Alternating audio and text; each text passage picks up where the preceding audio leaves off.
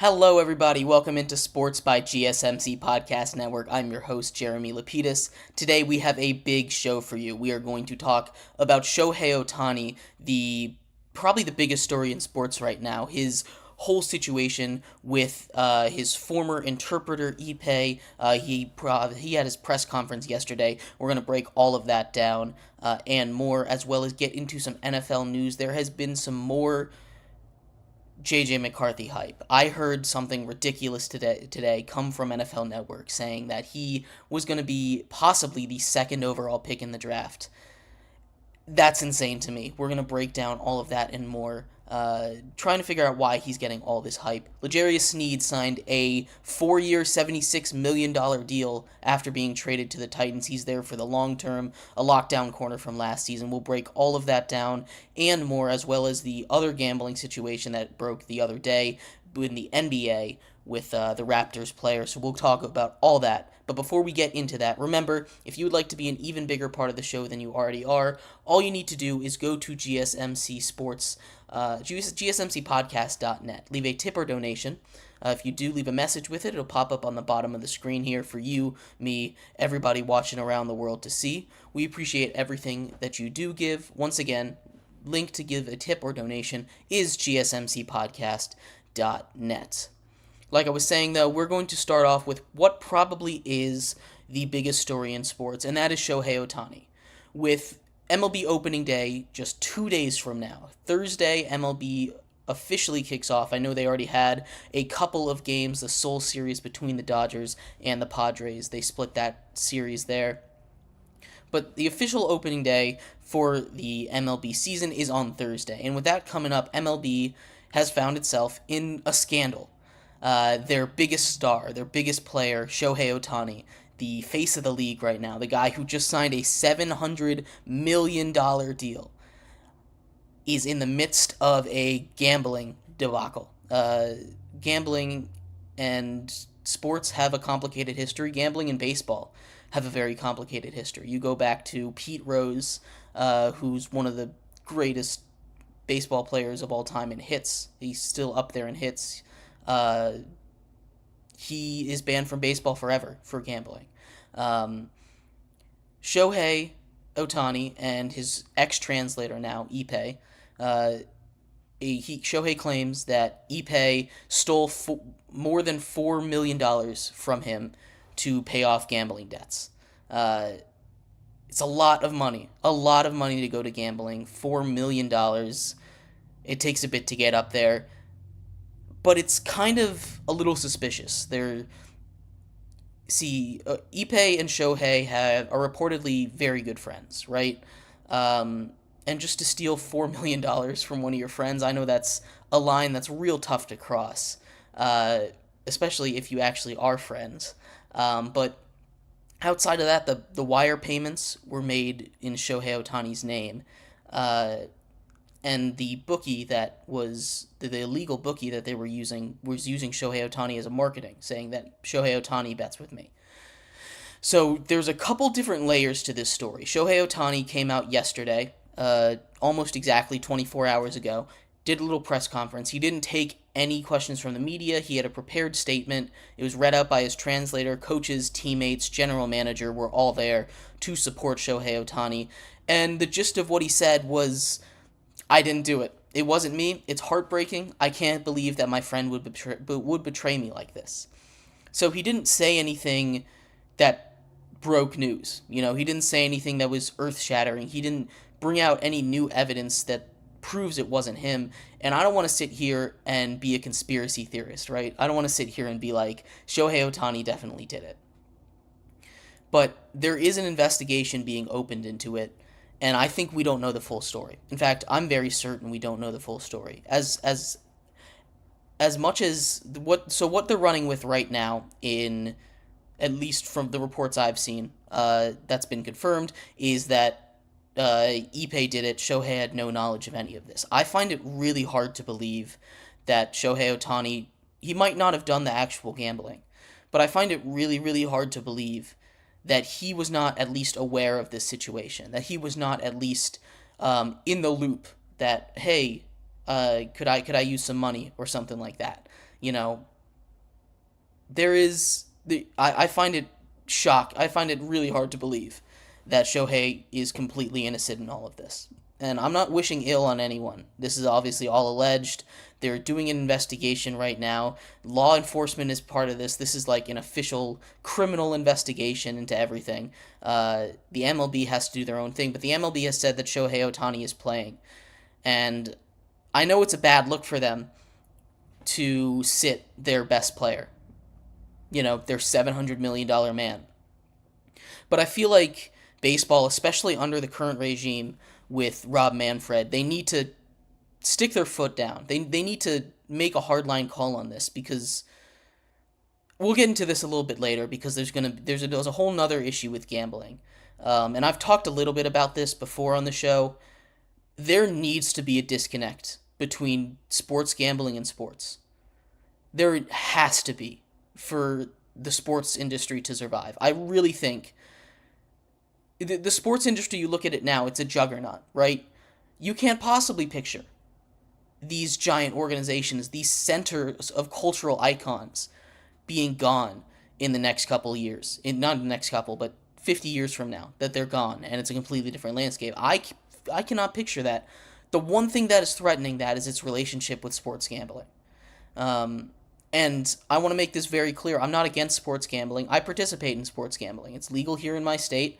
I dabble. I'm not going to give you advice. I'm not the greatest at it, but I dabble in sports gambling a little bit. But it's concerning to me how intertwined that sports gambling has become with not just the sports industry, but the sports media, the entire sports landscape. I mean, fantasy sports, I love fantasy sports, but it's kind of gambling as well. There's just not really as much money involved. It's such a slippery slope, and you need to be really careful. And gambling, these giant sports gambling apps and companies, they're just snaking their way deeper and deeper into these organizations because they have money, and these organizations are a business. But it's really dangerous. It can fundamentally destroy sport as we know it. I think that gambling is the biggest threat to sports as we know it right now, and it's in its infancy. If you can regulate it, and not saying it's a bad thing to have. I'm all for legalizing sports gambling. I am. I support that fully. But I think there has to be a separation between these sports leagues and these sports gambling companies. There can't be an official sports betting partner of the NFL. There can't be. It can only lead to bad things, right? You start to see these effects. You've seen players, and we'll get into it. The NBA had a situation with one of their players that was basically tanking his own stats. He was doing his player props and stuff, and that got flagged. They're really good at flagging it, and I give them credit for it. But what if they? It just really is a slippery slope, and it really concerns me. I can see this going horribly. Now, the best thing that can possibly happen for this is that they stay separated and they're two separate monoliths. They're kind of connected in the same way that I don't know. They're kind of connected, but they're separate. They have a relationship, but they're not sponsors of each other. They're not supporting each other financially. But for sports gambling, they have to be at least a little connected, and I understand that. But they need to stay as far apart from each other as they possibly can. There can't be that much overlap, because then you lose integrity, and without integrity, you lose sport. I think it's not a sport if there's no integrity. It can be an athletic feat, it can be entertainment, but it's not a sport if there's no integrity, and gambling threatens that integrity. Shohei Ohtani, I hate to say he needs to be made an example of, because he's the best player in baseball, and what I really think is going to happen is nothing. I think baseball is just going to do nothing. Rob Manfred is going to turn the other cheek because it's Shohei Ohtani. Now, you have a completely different story if this was, say, I don't know, Clayton Kershaw, just sticking with the Dodgers. A star in his own right, but he's on the other side of his career. He's in the twilight of his career. He's one of the greatest Dodgers of all time, one of the greatest lefties of all time, one of the greatest pitchers of all time. If it was him doing the situation, and I'm not implicating him, just a name that popped into my head. I think baseball would punish him. Honestly, I do. But since it's Shohei Ohtani, I don't think they're going to do anything, and I think that's a mistake. I really do. I think they need to do a serious investigation, and Shohei Ohtani needs, if it's found that there's anything, that he was involved in anything, he needs to be suspended for a good amount of time. Like I said, baseball will be destroyed by this if he gets no punishment. I mean it. It's a very dangerous thing. But there's still a lot to come out. Keep an eye on that story. It's very fascinating to me. This is one of those things that I think can really shape the landscape of sports for the future. It can really help shape exactly how these things will be dealt with. The NFL has done a very good job. They made an example out of Calvin Ridley, and they've done a very good job of stopping gambling from getting in their sport. I'm very impressed by what the NFL did. I think they did a great job. Now, the NBA is going through it as well right now, and MLB needs to make this decision, because if they want their league to survive for another 100 years, they need to figure out gambling policy, and they need to figure it out now before it gets even bigger than it already is. Anyway, we'll get more into the NBA part of this, because that's also fascinating to me. This is one of the things that interests me the most about the sports industry right now, actually. So we'll dive into all of that coming up in a couple segments down the line. For now, in our next segment, we're going to start talking about the NFL new kickoff rule, which I'm very excited for. The implication on some of these players that might get signed, we've already seen it a little bit today, actually. But we'll get into all of that and more coming up next on Sports by GSMC Podcast Network. We'll be right back. I feel like I'm losing my mind. Is everybody in the world blind? Please, Lord, give me a sign, a sign. I feel like I'm losing my mind. Is everybody in the world blind? Please, Lord, give me a sign, a sign.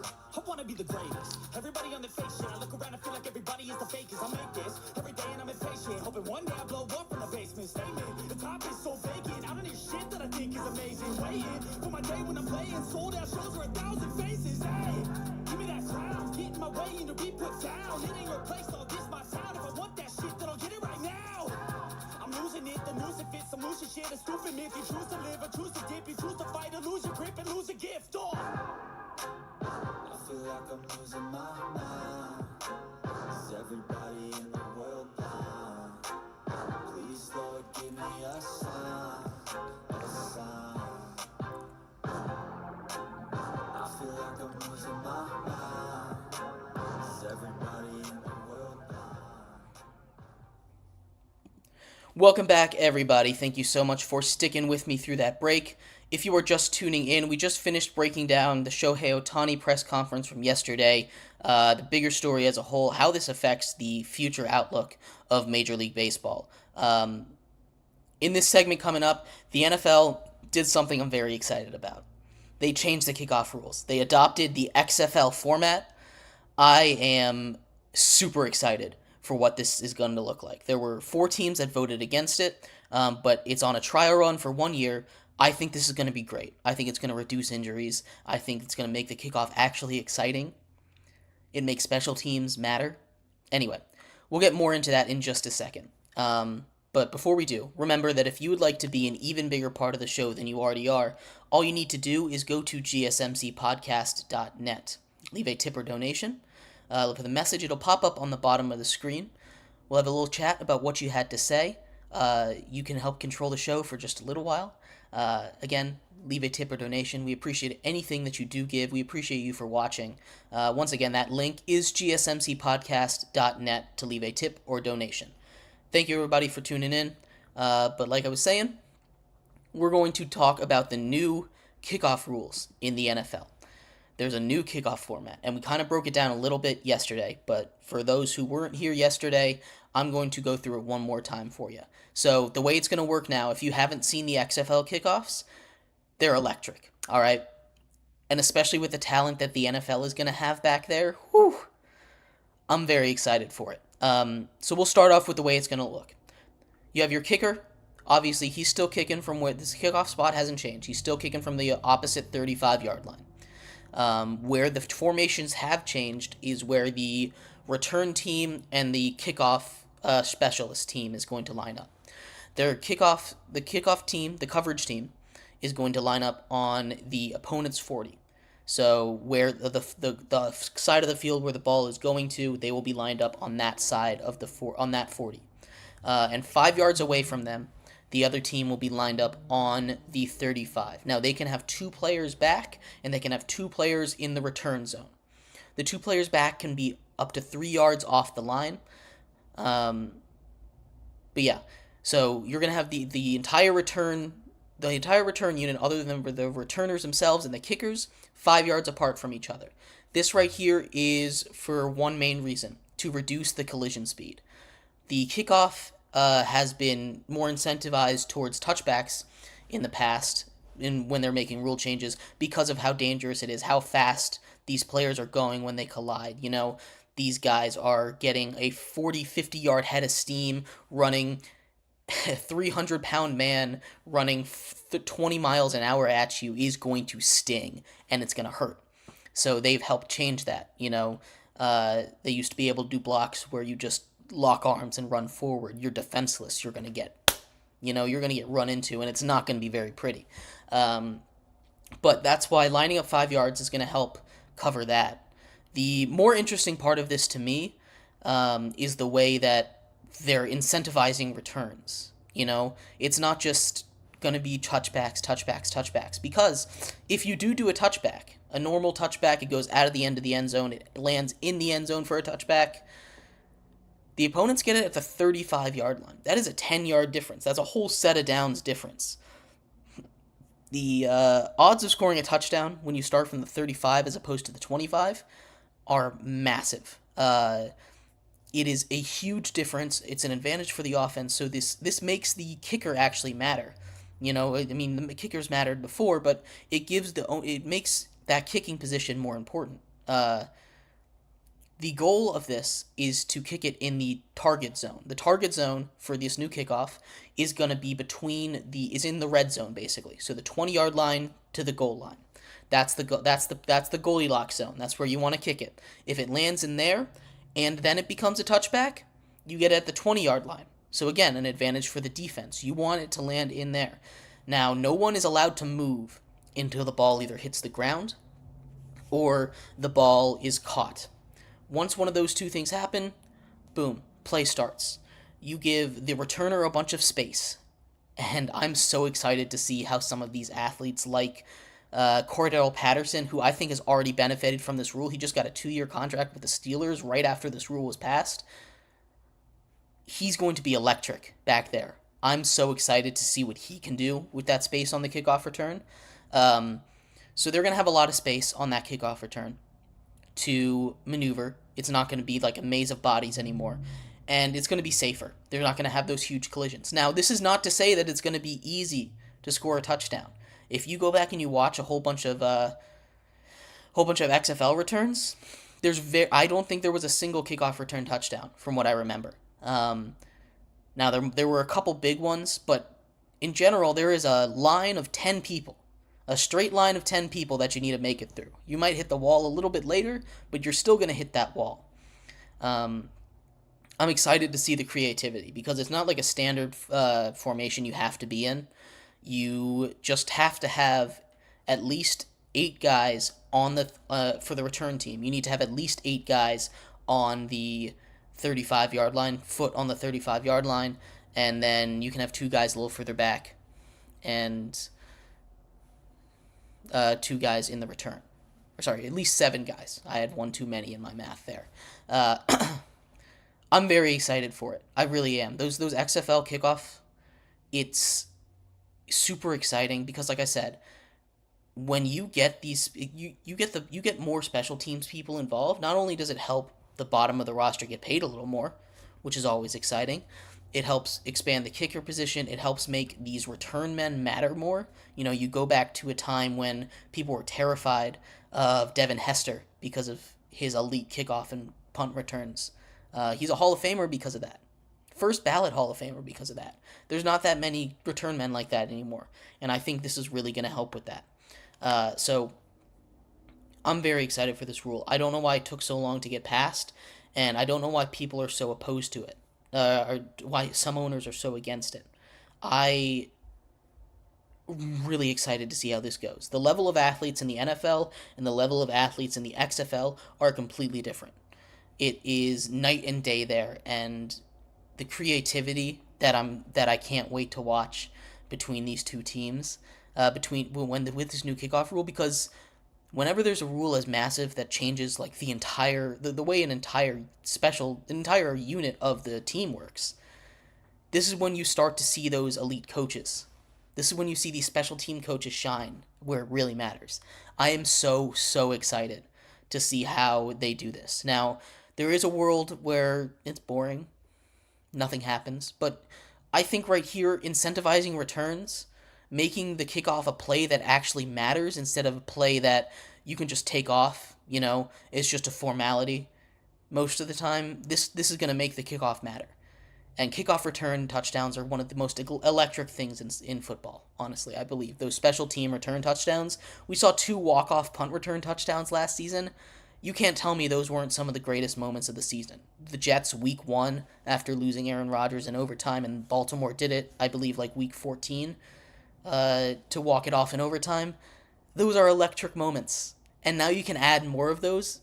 It's my favorite when special teams get to shine, because these are guys that you've never heard of. These aren't your stars. These are guys that are here to do one thing and one thing only. And they're here to be fast and get as many yards as they can. And these special team coaches are going to have a field day. Like I said, it's already starting to change the way that teams are building rosters. Cordero Patterson signed a pretty big deal for a guy his age and what he's been doing recently. The wide receiver turned running back, one of probably the best kick returner in the game right now. He's a legendary kick returner, up there in all-time kick returns, kick return touchdowns, kick return yards and stuff. He's up there. He's one of the greatest returners of all time. He just got a really big deal. Guys like Gunnar Olszewski, it's going to matter a lot. Your return man. You're going to start to get some more stars out there at a new position. I'm very, very excited. I don't know if you guys can tell. But anyway, I'd love to hear your guys' thoughts on this. Lots of stuff coming out of the NFL competition committee. Some good, some bad, some neutral. But I'm so happy that they did this. I really am. I love this rule. There are rules you need to make to evolve the game, because change is necessary. As much as we all hate it a lot of the times, change is necessary. It needs to be done. So I'm very, very excited that this new kickoff format got put into the game, and I cannot wait to see how teams are creative and utilize this. It's going to get a lot of coaches' jobs. I think next head coaching cycle, we're going to see a lot of head coaching positions go to special teams coordinators. It's already a position that people like to hire head coaches from. They already like to go out and get these guys, because special teams coordinators are usually really good at leading. Because you get guys from all over. You get offense, defense, you get your kickers and punters. It's a hodgepodge of the NFL. Big guys, small guys, fast guys, strong guys. Everyone is on special teams. So special teams coordinators are already good at managing a lot of different people. And now they're going to get more eyes put on them. And these special team coordinators that can really shine are going to start to get more looks at head coaches' jobs. Anyway, very, very excited for this new era in the NFL. Let me know what you guys think here in the comments. I'd love to hear from you. With the UFL coming around the corner, we'll break that down in a couple days as well. But in our next segment, we are going to stay in the NFL. We're going to talk a little bit about JJ McCarthy. And My thoughts on JJ McCarthy, for those who have watched, I'm not a big fan. But I've heard some outlandish things about this man. I have heard mocks from respected people of him going as high as number 2 overall. And that I simply cannot sit by and just let go by me. That is ridiculous. We'll talk about all that and more concerning the draft coming up in our next segment. Stick around on Sports by GSMC Podcast Network. Looking for your daily fix of sports talk without having to pay for it? GSMC Sports Network is available on YouTube. Just search GSMC Sports Network. Get your fix of daily sports talk shows on YouTube, absolutely free. NFL, college football, NBA, MLB, MMA, UFC, fantasy football, and so much more. GSMC Sports Network has shows running all day long, with new sports shows starting every 2 hours. Just like on your favorite cable sports channel, except GSMC Sports Network is absolutely free. Just search GSMC Sports Network on YouTube to catch one of your new favorite shows, like the GSMC College Football Podcast, Chip Shot Football Podcast, Hoops and Heels Women's Sports Podcast, GSMC Basketball Podcast, and so many more. Check it out for yourself. GSMC Sports Network, now available on YouTube absolutely free. Search GSMC Sports Network on YouTube right now.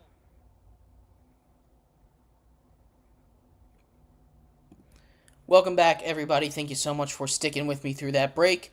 If you're just tuning in, we just finished talking about the new kickoff rule in the NFL. I am very excited about that. We broke down all of that, how that might affect the future in the NFL. It is only a 1-year trial policy, but we talked all about that. In the segment before that, we broke down the biggest story in sports right now, Shohei Ohtani and his situation with former interpreter Ipe and the gambling situation there. In segment 3 here, we are going to continue to talk about football. We're going to talk a little bit about JJ McCarthy, the most controversial name in the NFL draft right now. I'm going to talk about him, give you my thoughts about the outlandish things I've been hearing about where he's going in the draft. And in segment 4, we're going to transition into the NBA and talk a little bit about their gambling situation over there. But before we get into JJ McCarthy, remember, if you would like to be an even bigger part of the show than you already are, all you need to do is go to GSMCpodcast.net. Leave a tip or donation with a message. It'll pop up on the bottom of the screen there. Be up there for about a minute. We'll have a little discussion about what you had to say, a little discussion about what you had to say for you, me, everybody else to see. We appreciate everything that you do give. Once again, that link to leave a tip or donation is gsmcpodcast.net. But like I was saying, we're going to talk a little bit about JJ McCarthy. JJ McCarthy, the most controversial name in the NFL draft right now. The quarterback out of Michigan. He just had his pro day the other day, and people are saying it's the greatest pro day they've ever seen. No one has ever done a better pro day than JJ McCarthy. Come on. Are you serious? It's ridiculous for people to talk about him like this. He has an arm. He threw in shorts. Pro days are important, all right? But when you're trying to evaluate quarterbacks, unless they have a really bad pro day, if they're supposed to be an NFL quarterback, if they have the ability to play in the NFL, they better have a good pro day. If they don't have a good pro day, they're off my board. But if they have a good pro day, it doesn't really change how I think about them. It's expected. It's important, don't get me wrong, because it helps weed out some of the people that are not going to be NFL caliber talent. All that this says to me is that he has the ability to play in the NFL. Oh my goodness. Shocking. JJ McCarthy. The guy who has been getting so much hype all off season. It's crazy to me. I heard today on NFL Network, one of the insiders say that he's been hearing the most common answer from executives of who Washington is going to take number 2 overall in the NFL draft, isn't Drake May. It isn't Jaden Daniels. It isn't Marvin Harrison Jr. It isn't Michael Penix. It's JJ McCarthy. If JJ McCarthy goes number 2 overall, I won't have the words to describe it. I will be on the ground laughing because you know what? That would be the most Washington organization thing they'd ever done. You know, they got a new owner, they got a new GM, they got a new coach, and they're still messing up. They are still being Washington. That would be the most inept move I've ever seen. And outside of Caleb Williams, honestly, none of these quarterbacks really move me all that much. Caleb Williams is the only guy that I'm going to sit here and say I think he's a lock. These other quarterbacks, as hyped up as they are, I'm not in love with them. It's better than last year. I think all of them are better than most of them are better than last year's quarterbacks, as far as prospects go. Now, obviously, C.J. Stroud came out and did his thing. He's going to be better than everyone except for maybe Caleb Williams. But if we're just going by evaluating prospects, I think these guys are better prospects than everyone in last year's class. But JJ McCarthy, you can't just look at a pro day and you can't just have his answers at the NFL Combine be like, oh, he's going to be the second best quarterback. You have to go look at his numbers. And I've said this a whole bunch of times. I know this for people that have watched, but he only threw for over 300 yards one time. One time all season. I know he won a national championship, and I know that that offense was more run-heavy. I do. But you can play in a run-heavy offense and put up good stats. His accuracy numbers were awful. They were so bad. In a college offense with some of the best talent in... You just won a national championship, right? It wasn't JJ McCarthy that did that. Sure, he helped. But it was the defense. It was the running game. It was the offensive line. If your main argument for why JJ McCarthy should be the number 2 quarterback in this class, the number 3 quarterback in this class, whatever, if he should be a top 10 pick like everyone is mocking him to be, and what I'm probably going to mock him to be because I want to be right in my mock, but it irks me because you know who else was a winner? You know who else they said that about? Stetson Bennett. Stetson Bennett is out of the league after one season. AJ McCarron. AJ McCarron is starring in the XFL right now, the UFL, excuse me. Winning is an important trait to have, but if it's your best trait, you're not a starting NFL quarterback. There are very few situations that I can see JJ McCarthy being good in. Very, very few. If he goes to the 49ers, I think he'll ball out. Because the 49ers are loaded. And I think any half-decent quarterback could ball out there. You saw Jimmy G. And we're not even going to start talking about Brock Purdy. I think Brock Purdy is better than Jimmy G, but I don't think he's an elite quarterback. He's just a good quarterback. Great, maybe. Good quarterback. But JJ McCarthy kind of falls into that same range as Brock Purdy for me. I don't think Brock Purdy, I don't even think he falls into that Brock Purdy range, honestly. He doesn't. But if he goes to the 49ers, I think he'll be great. If he goes to Washington, oh my God, he's going to suck. He needs a good offensive line. He needs elite weapons. Washington has Terry McLaurin. They have Jahan Dotson, but it's not weapons that are going to do it. If he goes to Minnesota, I think he'll be good. I don't think he'll be great, but I think he'll be solid in Minnesota. They have a good offensive line. They have Justin Jefferson, Jordan Addison, TJ Hawkinson, Aaron Jones. That is a pretty stacked roster.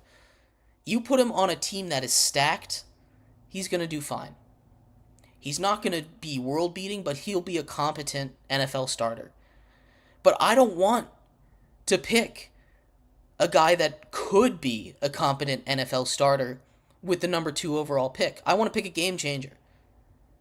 I want to pick a guy that I know is going to change the face of my franchise. You don't get the number 2 overall pick that often, hopefully, if you're a competent franchise. You're not sitting there that often. And to throw away a pick like that on a guy like JJ McCarthy, I think is ridiculous. There are so many better options. So many. JJ McCarthy is my QB5 in this quarterback class. He is not good. And you guys can come back and I might have to bite my words on that. But unless he goes to a system that's stacked, he's not going to be successful. He needs to go if the Packers draft him, it's going to be a colossal failure. If the Raiders draft him, it's going to be a colossal failure. If the Vikings draft him, there's a chance it could be okay.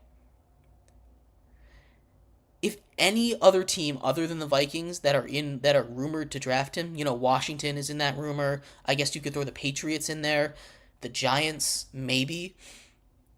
The only team out of those 5 or 6 that I just named that he would have any shot of being good on is the Vikings. So he better hope and he better pray that the Vikings draft him. He better hope that the Vikings trade up or that no one drafts him until 11 and he gets to go there, because if he goes anywhere else, it's going to be a disaster. He is not worth a top 5 pick. He is not worth a top 3 pick. He's not worth a first round pick. I don't get it. I really don't.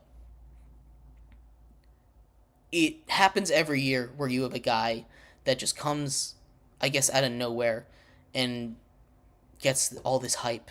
And evaluating quarterbacks is hard.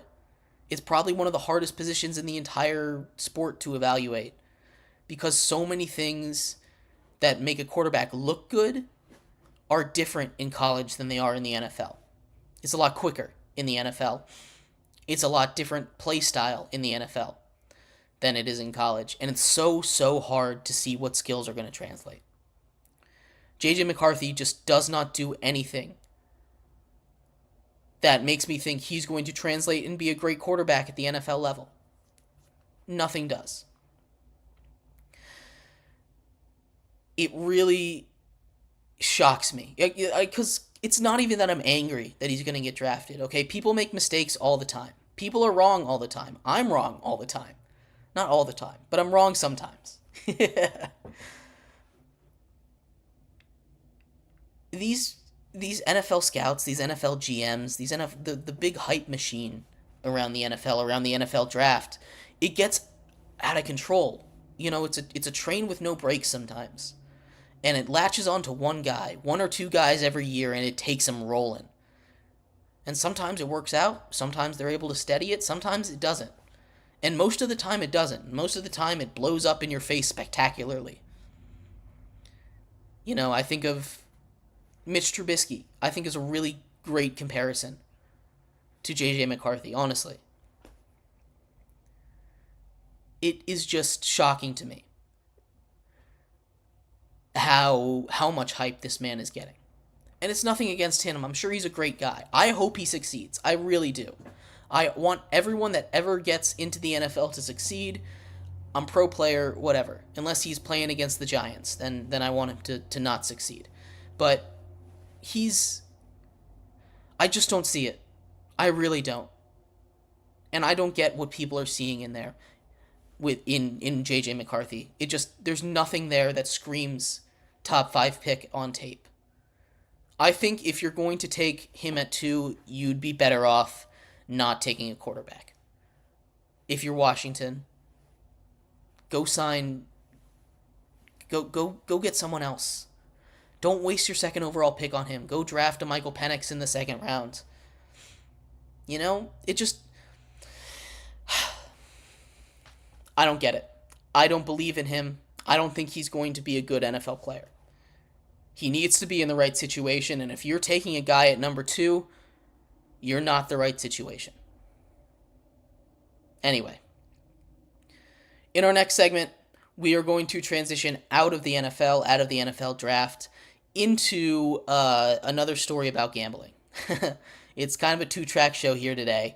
The NBA is caught in its own smaller gambling fiasco. So, stick around for that. We'll be right back on Sports by GSMC Podcast Network.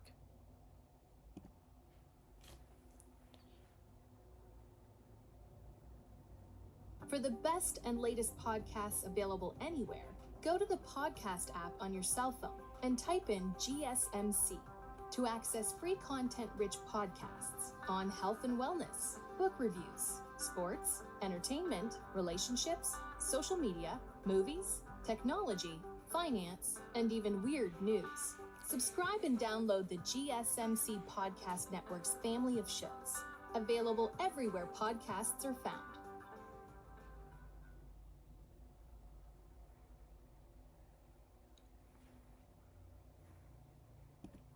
Welcome back, everybody. Thank you so much for sticking with me through that break. If you were just tuning in, we just finished talking about JJ McCarthy and the absurd thing I heard today about him going second overall. Before that, we talked about the new kickoff rule, which I'm so excited for. I'm so excited to see how these teams and players are creative with it. I'm very, very excited for that. And in our first segment, we talked about the biggest story in sports, Shohei Ohtani, the situation with him and his ex translator, Ipe, and the gambling situation. Here in segment 4, we're going to talk about a similar situation, this time in the NBA. For those who haven't heard, Toronto Raptors center Jontay Porter was soft suspended. He's away from the team.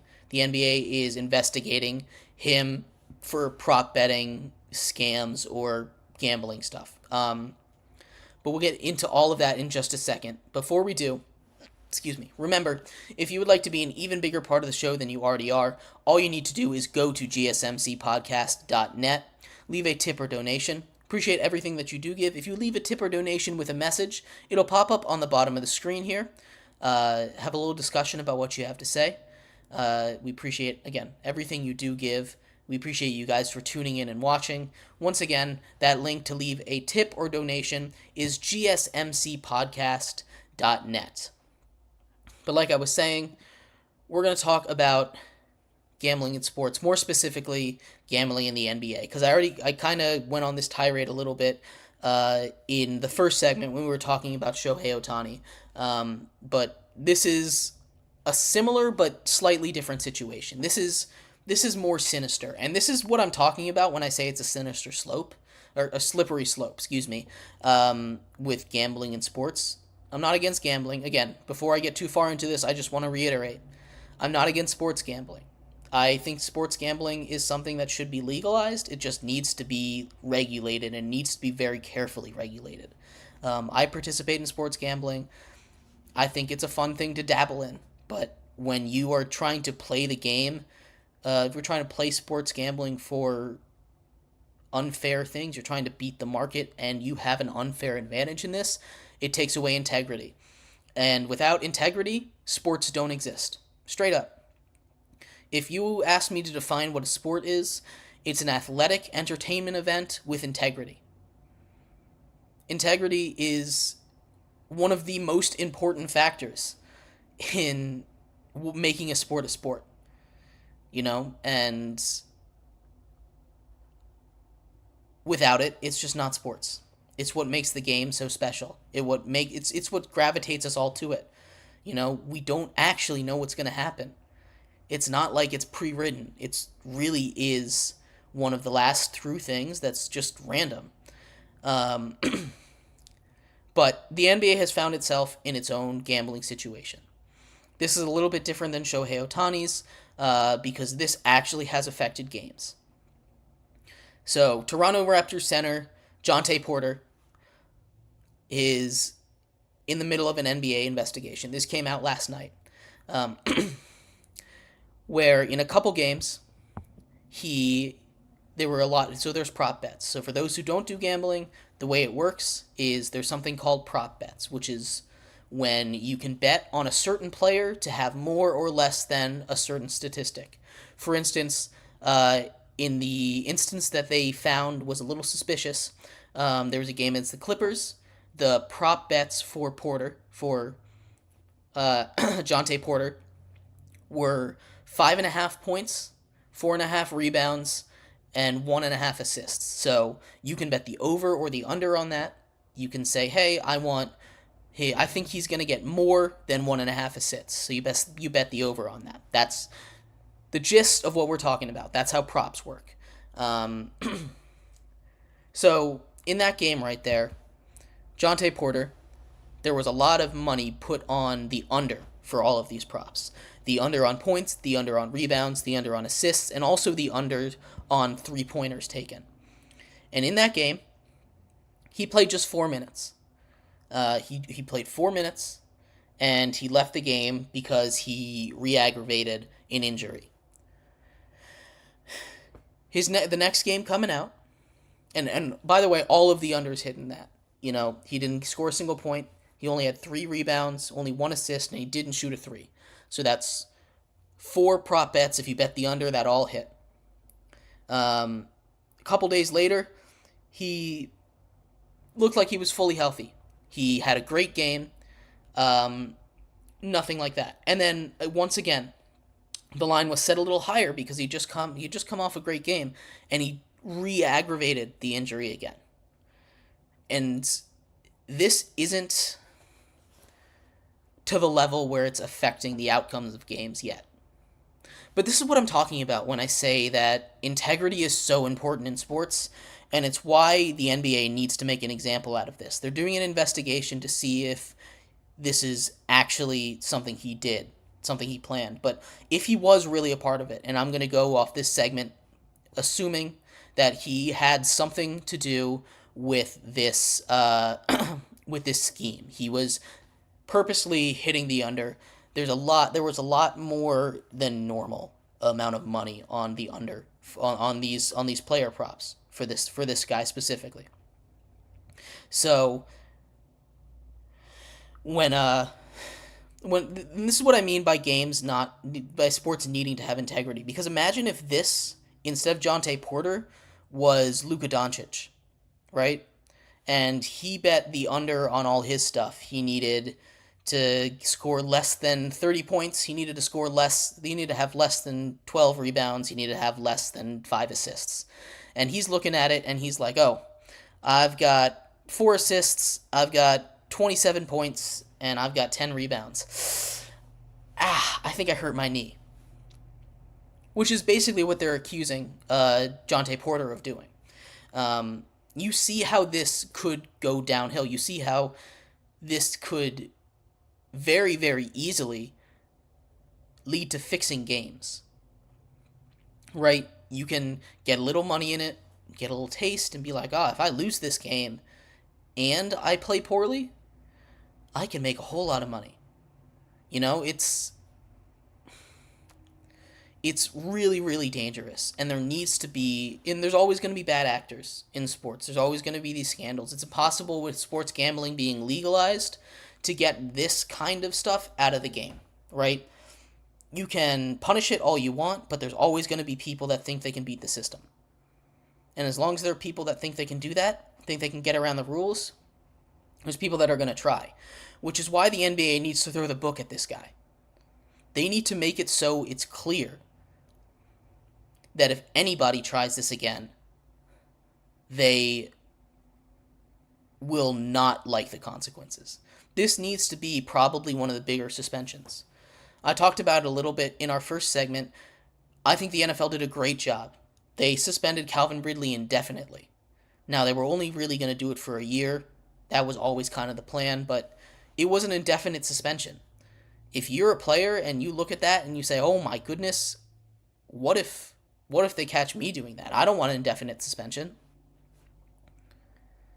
The NBA needs to throw the book at this guy if it is found out that he actually was taking part in this. I wouldn't be opposed to banning him from the league entirely, quite honestly.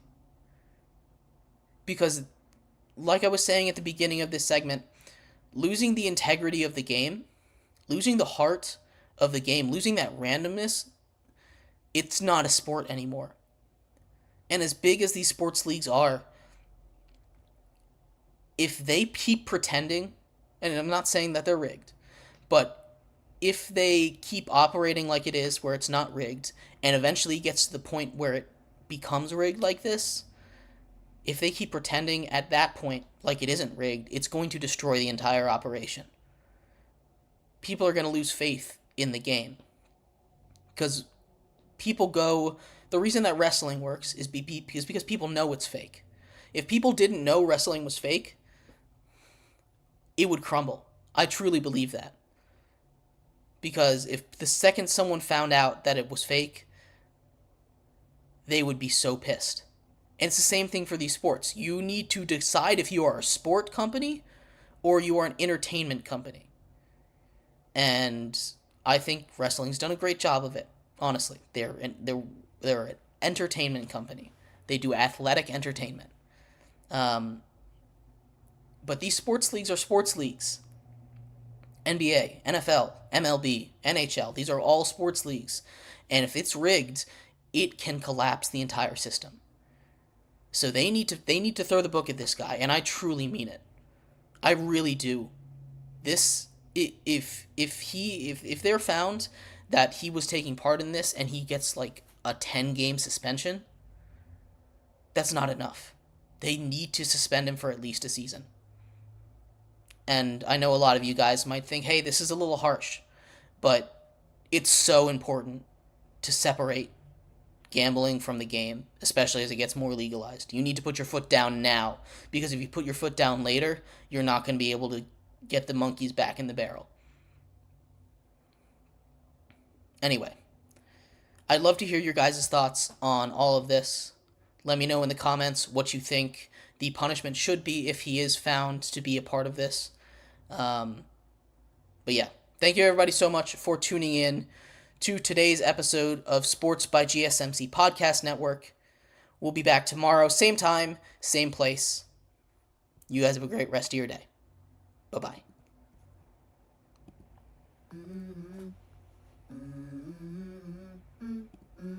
Let's go. I wake up to a little bit of drool on my pillow, feel like it's gonna be a bad day. Yeah, I'm tired of shit, and the coffee ain't hit yet, damn.